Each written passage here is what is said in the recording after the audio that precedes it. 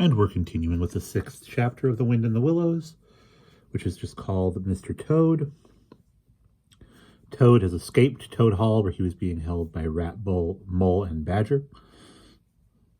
And let's find out what he's up to. Toad, gay and irresponsible, was walking briskly along the high road some miles from home. At first, he had taken bypaths and crossed many fields and changed his course several times in case of pursuit. But now, feeling by this time safe from recapture, and the sun smiling brightly on him, and all nature joining in a chorus of approval to the song of self-praise that his own heart was singing to him, he almost danced along the road in his satisfaction and conceit. "Smart piece of work, that," he remarked to himself, chuckling. "Brain against brute force, and brain came out on top, as it's bound to do. Poor old Ratty, my, won't he catch it when the Badger gets back. A worthy fellow, Ratty, with many good qualities, but very little intelligence and absolutely no education. I must take him in hand some day and see if I can make something of him." Filled full of conceited thoughts such as these, he strode along, his head in the air, till he reached a little town, where the sign of the Red Lion, swinging across the road halfway down the main street, reminded him that he had not breakfasted that day, and that he was exceedingly hungry after his long walk. He marched into the inn, ordered the best luncheon that could be provided at so short a notice, and sat down to eat in the coffee room. He was about halfway through his meal when an only too familiar sound approaching down the street made him start and fall a-trembling all over. The poop-poop drew nearer and nearer. The car could be heard to turn into the inn-yard and come to a stop, and Toad had to hold on to the leg of the table to conceal his over-mastering emotion. Pardon me. Presently the party entered the coffee room, hungry, talkative, and gay, voluble in their experiences of the morning and the merits of the chariot that had brought them along so well. Toad listened eagerly, all ears for a time. At last he could stand it no longer. He slipped out of the room quietly, paid his bill at the bar, and as soon as he got outside, sauntered round quietly to the inn-yard. "There cannot be any harm," he said to himself, "in my only just looking at it." The car stood in the middle of the yard, quite unattended, the stable helps and other hangers-on being all at their dinner. Toad walked slowly round it, inspecting, criticizing, musing deeply. "I wonder," he said to himself, "I wonder if this sort of car starts easily." Next moment, hardly knowing how it came about, he found he had hold of the handle and was turning it. As the familiar sound broke forth, the old passion seized on Toad and completely mastered him, body and soul. As if in a dream, he found himself somehow seated in the driver's seat. As if in a dream, he pulled the lever and swung the car round the yard and out through the archway. And as if in a dream, all sense of right and wrong, all fear of obvious consequences seemed temporarily suspended.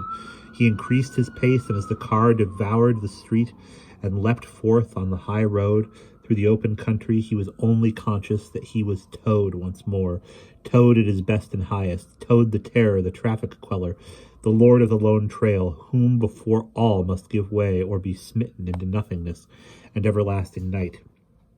He chanted as he flew, and the car responded with sonorous drone. The miles were eaten up under him as he sped, he knew not whither, fulfilling his instincts, living his hour, reckless of what might come to him.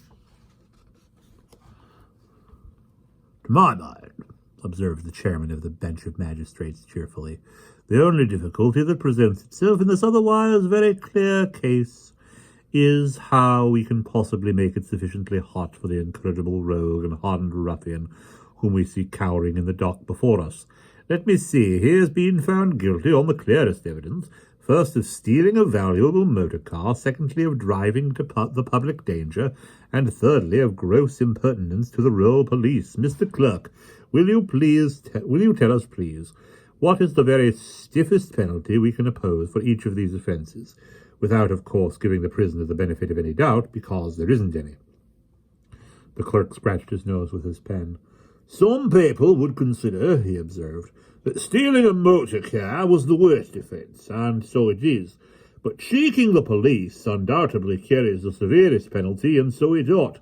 Supposing you were to say 12 months for the theft, which is mild, and 3 years for the furious driving, which is lenient, and 15 years for the cheek, which was pretty bad sort of cheek, judging by what we've heard from the witness box, even if you only believe 1/10 part of what you heard, and I never believed more myself. Those figures added together tot up to 19 years. First rate, said the chairman.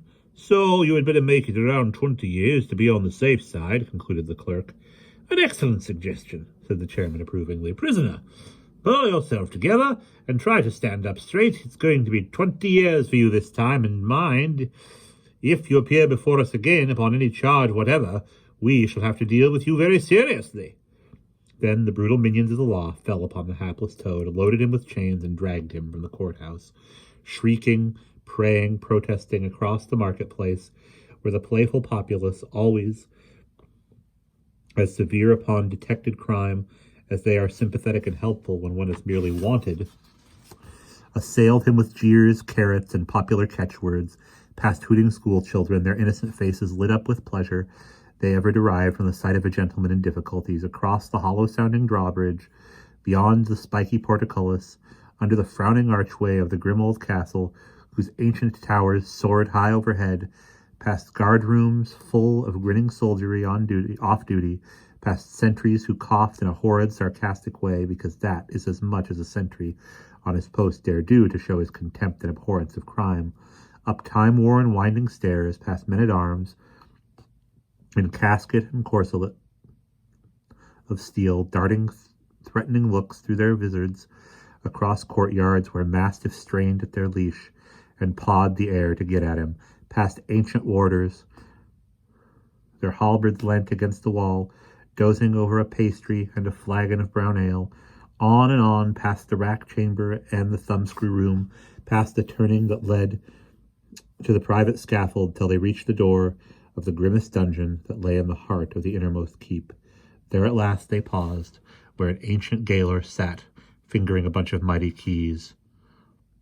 Odds bodkins, said the sergeant of police, taking off his helmet and wiping his forehead. Rouse the old loon and take over from us this vile Toad, a criminal of deepest guilt and matchless artfulness and resource. Watch and ward him with all thy skill, and mark thee well, greybeard.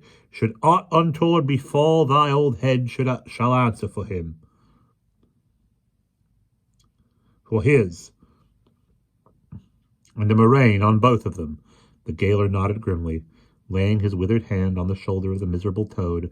The rusty key creaked in the lock, the great door clanged behind them, and Toad was a helpless prisoner in the remotest dungeon of the best guarded keep in the stoutest castle of all the length and breadth of merry England.